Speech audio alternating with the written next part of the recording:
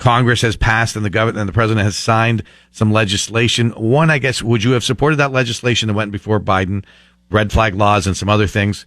And do you think any of the answer of this lies in in guns or something else?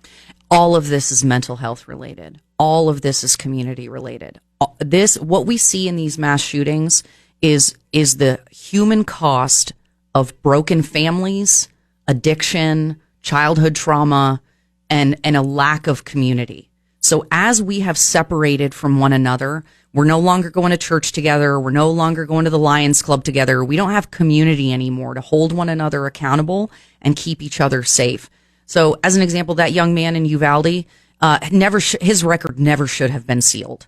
He was a violent criminal as a young man. And when he turned 18, his record should have stayed exposed so he could not access guns.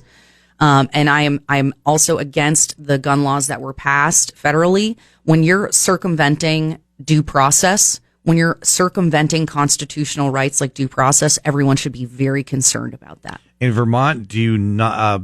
Senator Benning was on talking about that he made sure due process was part of the red flag law in Vermont. Do you think there's still a problem with the red flag laws in Vermont? Oh, yeah. I know one of the first people who were prosecuted or had their guns taken away by a unruly neighbor who just didn't like them. He spent tens of thousands, if I understand correctly, at least thousands of dollars on a lawyer having to fight to get his stuff back. That is not due process. He was not convicted of anything. So it is a lie that it's worked out. But you do have to go before a judge. You do have to, the case has to be made there. And we've handed down, 25 extreme risk protection orders. Don't you think that there's a possibility that somewhere in there we stopped something really bad from happening?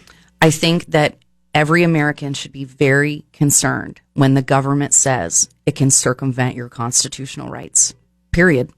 Because if they can circumvent your rights in one area, they're just going to keep circumventing them in others. But again, red flag laws are the weapons are only going to be taken if away I have to hire, if I have to hire a lawyer to prove to a judge that I'm an innocent person, it is not. No, I understand, but let me just finish the question. Okay. In this red flag laws, the guns are only, if they are deemed to be taken away, it's for a short period of time, right? It's not, they're not going to jail. There's a red flag that was propped up that they saw that the guns are at least going to be temporarily taken away. For a little while, Kurt, we're going to just say freedom of press isn't okay. And since we're concerned about your speech, you're not allowed on the radio until you go to court and prove to the judge that you can be trusted on the radio.